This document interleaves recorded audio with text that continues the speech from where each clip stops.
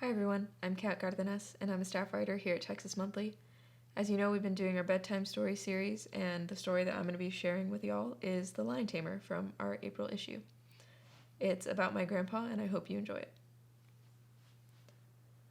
I was 6 years old the first time I heard about my grandfather's encounter with the devil.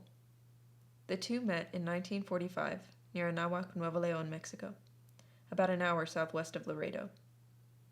My grandpa was 16, playing poker with his cousin at a small bar out in the country, when a handsome, well-dressed stranger strolled into the room. He was tall and thin, sporting a crisp white shirt, black pants, and matching black boots. Immediately, for reasons my grandpa never fully understood, he suspected that this man was Satan. He kept a cool head as the man approached and asked if he could play a hand. Cards were dealt, bets were made, and the tension grew as it became clear that the two were closely matched. When each revealed his hand, the stranger had won. But something felt off. My grandpa suspected that the man had cheated, and as their eyes met, the stranger's smirk twisted into a terrible grimace. Two horns began sprouting from his forehead, and as Grandpa looked down at the stranger's feet, he saw a chicken foot and a goat hoof in place of his boots. Suddenly, the devil rushed out of the room, daring my grandpa to chase him. Grandpa didn't hesitate. He mounted the horse he had tied up outside and tore off through the woods and brush. But no matter how fast he rode, he couldn't catch up. The next morning, he woke up in his bed, convinced it was all a dream. But when he went outside to check on his horse, the animal bore scratches from the branches and brambles. Retracing the horse's hoofprints, Grandpa discovered a separate set of tracks in the woods, made by a chicken foot and a goat hoof. As a nosy little kid who wanted to grow up and be a writer, I spent much of my childhood visiting a little green house on San Antonio's west side, collecting stories from my grandpa, Carlos Peña. His legend had already reached mythic proportions by the time I came along in 1996. In fact, it had become a family tradition to traumatize little kids with the story of the night he met the devil. Grandpa Carlos, who had bright white hair and a matching mustache, was a quintessential Mexican cowboy, who at 6 feet tall towered over me. I called him Grampito, a portmanteau of Grandpa and Abuelito that came easily in a house full of Spanglish. He was almost never without a baseball cap or a cowboy hat, and in his later years, once my grandma wasn't around to police his fashion, he was the king of camouflage, often dressing up in a full camo outfit with clashing patterns. Under a pecan tree in his front yard, or at the foot of the green recliner in his living room, I listened to tales of his life as a zookeeper, a lion tamer, and a migrant farmer. For the most part, the stories were true. For example, he loved to relate how my grandma Josefina was tricked into marrying him. They met at a dance in Anáhuac in their early 20s when she stole him away from another woman, thinking that he was rich because he was from out of town and dressed in nice clothes. After they got married, she found herself in a one-room house on his family's small ranch, which they called La Escuadra, shooting rabbits and cooking them for dinner. Neither of them came from much. Grandma was raised by a single mother in Lampazos de Naranjo, Nuevo León, who cleaned and cooked for her neighbors to provide for her 3 children. Grandpa had to drop out of elementary school in Camarón to help support his family. For a while, he rode his horse door to door around the neighborhood, selling his mother's homemade cheese for 10 cents a tin. He also helped tend to his family's chickens, goats, and horses. He felt a kinship with animals, as they did with him. Years later, at his house in San Antonio, stray cats, dogs, and even a forlorn pig showed up at his doorstep. My grandparents happily occupied a shack in their little corner of La Escuadra, where Grandpa's mother and brother also lived in a second shack nearby. But with the births of their first 2 children, Rebecca and Carlos, it became clear that they had outgrown it. Looking for more money and better job prospects, Grandpa had his eyes set on Texas. He came to the United States on the afternoon of May 4th, 1954, when he was 25, leaving his wife behind in Mexico until he could find work. After taking a train to Laredo, he made his way by bus to San Antonio, where his sister Lilia was living. He landed a series of restaurant and construction jobs, saving as much money as he could. A year later, my grandma and their 2 young children followed him to Texas. As their family grew, they traveled together to Germantown, Tennessee, a Memphis suburb where Grandpa trained polo ponies. Then they spent summers driving through several Midwestern states, where they worked as seasonal migrant farmers, picking cherries, strawberries, and tomatoes. My mom, Raquel, was the last of their 8 children and missed out on all the hard labor. In the early 60s, Grandpa took a job at the San Antonio Zoo, feeding the animals and cleaning their enclosures. Among hippos, elephants, and tigers, he was profoundly at ease. He'd put on impromptu shows for visitors, even sticking his head between a hippo's jaws right before it clamped down on its food. Not long after Grandpa started working there, a 2-day-old lion cub was donated to the zoo, and the zoo needed someone to take him home until he was old enough to live on captivity in his own. Grandpa's reputation as an animal whisperer had grown, and zoo officials asked if he'd be interested. He said yes.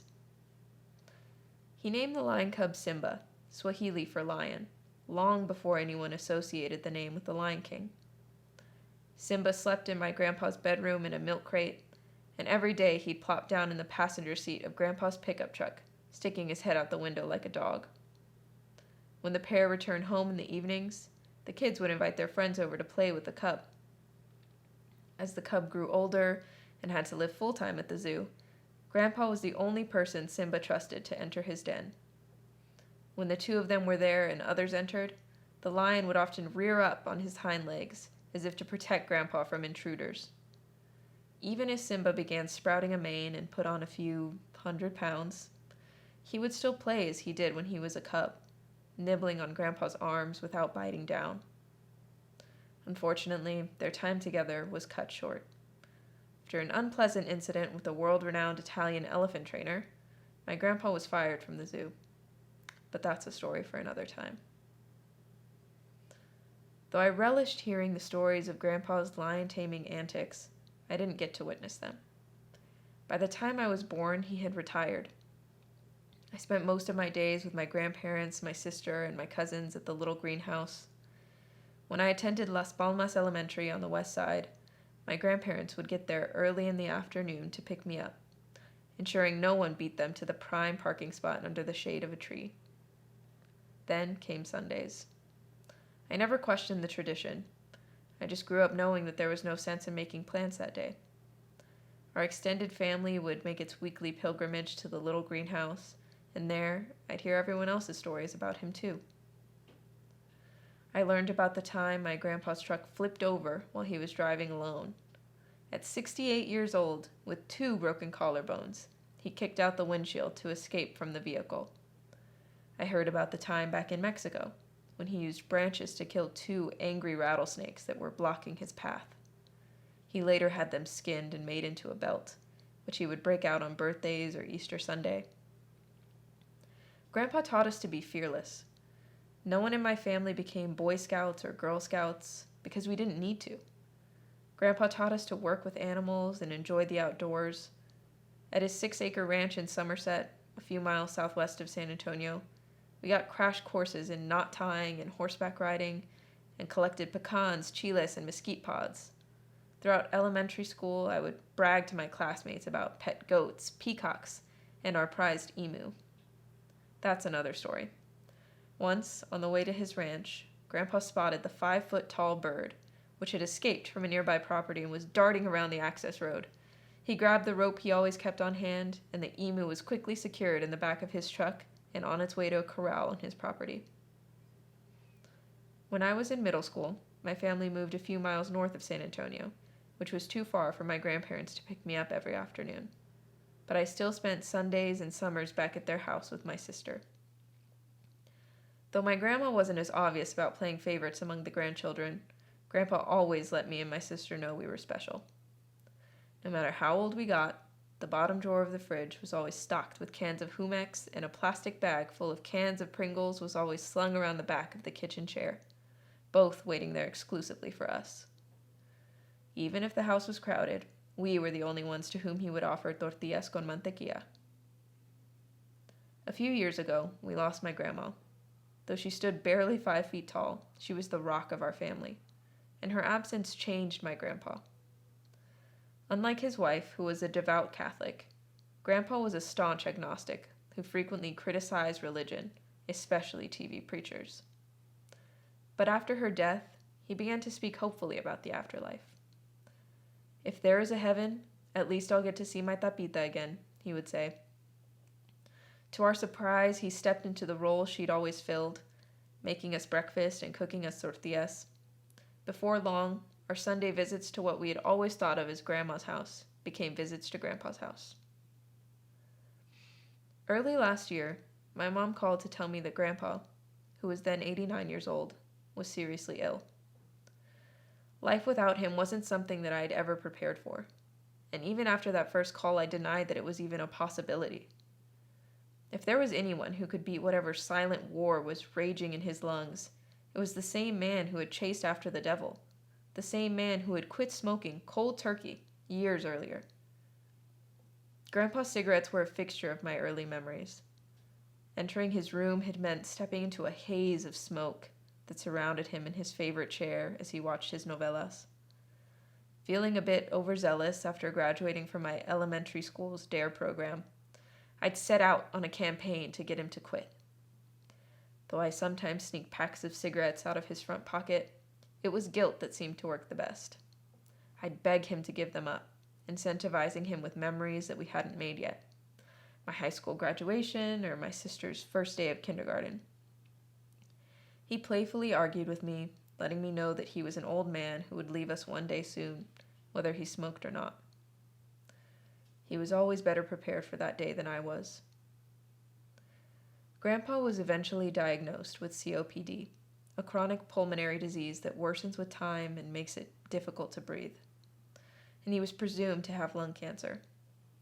The doctors couldn't say for sure because he declined a biopsy. I'd been living in Austin for about 4.5 years when he was diagnosed.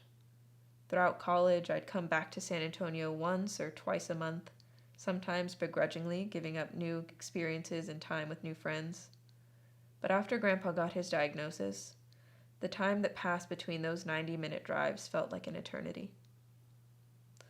The first time I came home after he fell ill, he was in the same chair as always, but this time sitting beside an oxygen tank and a nebulizer, neither of which he relied upon yet.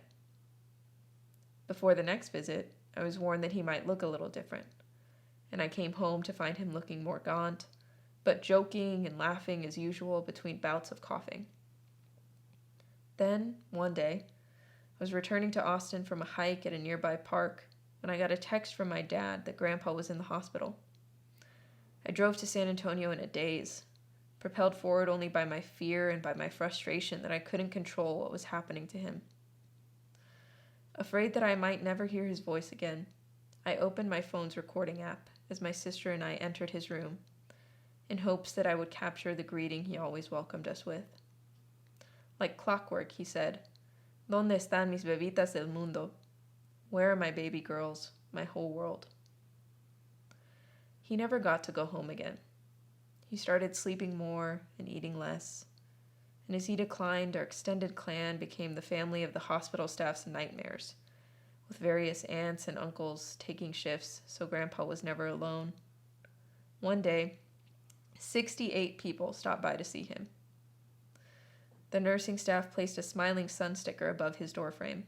We later learned that this was a hospital code that let the nurses know to be on their A game, because there were a lot of eyes on them. In late April, when we moved Grandpa to a hospice center, we overran the place, filling the halls with the aroma of jalapenos for fresh salsa and a whole cooler's worth of brisket. We leaned on one another for comfort, but during this last month of his life, it was devastating to see our superhero, the larger-than-life legend we had spent our lives idolizing, lying in a hospital bed. My grandpa's funeral was on May 1st, 2019, his 90th birthday. In the months before his death, he told his friends and his family to save the date, joking, "It might be my birthday, it might be my funeral, but either way, you're invited." For the last 7 years of his life, up until his hospitalization, Grandpa would go to the San Fernando cemetery almost every day to neaten up the area around his wife's grave and then the grave of his daughter Blanca, whom he buried when she was 46. The drive to take him there to join my grandma and my aunt was especially painful. The funeral procession made its way past his house, where his pickup truck was parked in the driveway, through his West Side neighborhood, and then past the elementary school, where he and my grandma had picked me up after school nearly every day, until finally we arrived at the cemetery. The roads at the cemetery are narrow and uneven, and on the afternoon of May 1st, it was difficult to get by the dozens of cars belonging to everyone who had come to lay my grandfather to rest. Someone later told me that they hadn't seen a funeral procession so large since attending the service of an Air Force general. A group of mariachis gathered at the base of Grandpa's grave, singing Las Mañanitas, a song traditionally sung at birthdays. My family had spent the previous night regaling visitors with stories about him, but now, as each of us approached his lowered casket, we did so silently, tossing in a handful of dirt in a final goodbye. Ask any Mexican, and they'll probably have a story to tell about the time their family member or friend met the devil or La Llorona or some other demonic ghost. I've often joked that our culture is morbid, but the truth is, we tell these stories in order to survive. My grandfather came from dirt roads in Mexico, and together with my grandma, he built a life that was truly remarkable. Every story they told us, no matter how fanciful, had its roots on the other side of the border. Each story told us something about their place in the world as first-generation Mexican Americans. If Grandpa was unflinching in the face of the devil and could tame wild animals, then of course he wasn't afraid to start over in a country where he didn't speak the language. And of course he could laugh in the face of his own impending death. Everyone in my family is a descendant of those same dirt roads. We'll each eventually face our own demons and tame our own lions. But we'll know that it's possible because someone did it before us with the same stubborn peña fight that runs through our veins. Our accomplishments and failures are a continuation of the story that my grandparents began. And though some of the details might fade with memory, the stories will remain. They're the ones that I'll tell my friends and share with my younger cousins when they get a little older. And one day, maybe on my front porch or under a pecan tree of my own, I'll tell my children the story of Carlos Peña, the man who played poker with the devil and lived to tell the tale. Thanks, y'all. I hope you enjoyed that. Good night.